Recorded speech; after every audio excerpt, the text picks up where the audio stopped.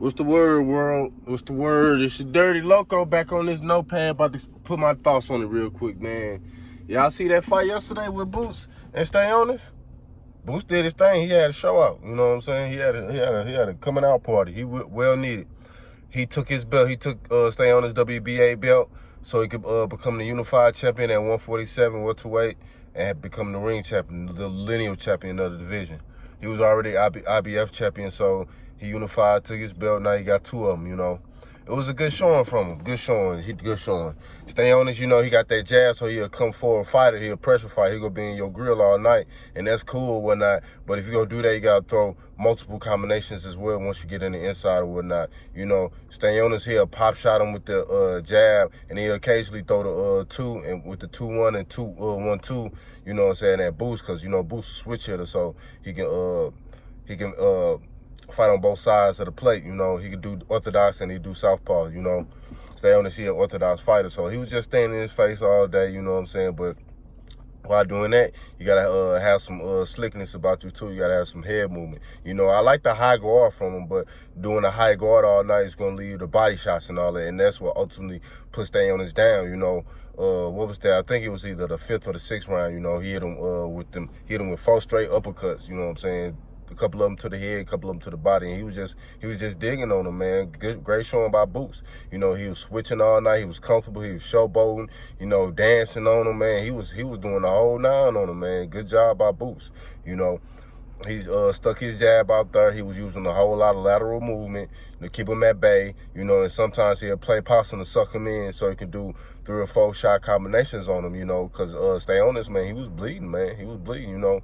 Stay Honest, he real light. So you could tell just by his facial expressions and all that, he was feeling it. Of course, he go smile it off, he go do this and all that stuff. But we already know in boxing, that means you're getting hit, you know. That means you're getting hit.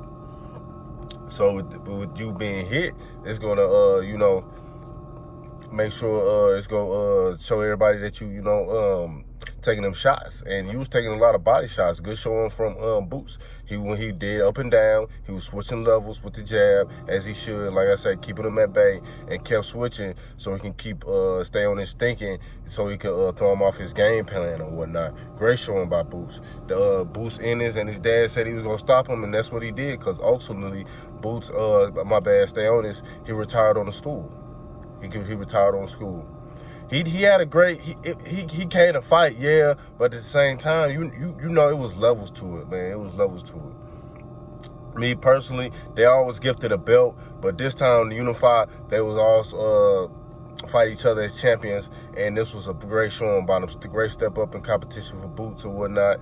Even though Karen, them past 2 fights with Karen, he took him to distance, but that was just a bad style matchup for him. That was just a bad style matchup for him, and he needed that also, because you know Boots, he got a high knockout ratio. He got a high knockout ratio. I'm a fan of Boots, especially last night. He showed his different arsenal of what he can do. You know, with the jab combinations, he worked the different levels up and down like he should. Great showing by Boots. Great showing by Boots. Stay Honest, he could come back. I would like to see him fight Karen. I like to see him fight Karen. He can still fight other potential candidates at 147, the ones that's coming up or whatnot. He can fight Ryan Garcia if Ryan Garcia decides to campaign there. He can do that. He can do that. Like I say, Stay Honest got a good jab, so that jab is going to take him around the world just like he did in 15 fights. Even though this was a 16 fight, that jab was very good by him, and he should still stick to it. Now, throw more combinations off the jab. I would like to see that instead of 1-2s and barely 3s. Throw some 4-5s in there, man. Come on now, you got to step it up. You are the world class fighting level. You're a prize fighter. You should already have that in your arsenal. We seen Boots put that on display last night. Boots had, I think he had I want to say an 8-punch. Like I say, the one that put him down was that 4-punch. What was that? That 5. He threw 4 5s, which is uppercuts in that sequence. 1, 2, 3, 4. Man, that's you just don't do that in boxing, especially at a prize fighter level.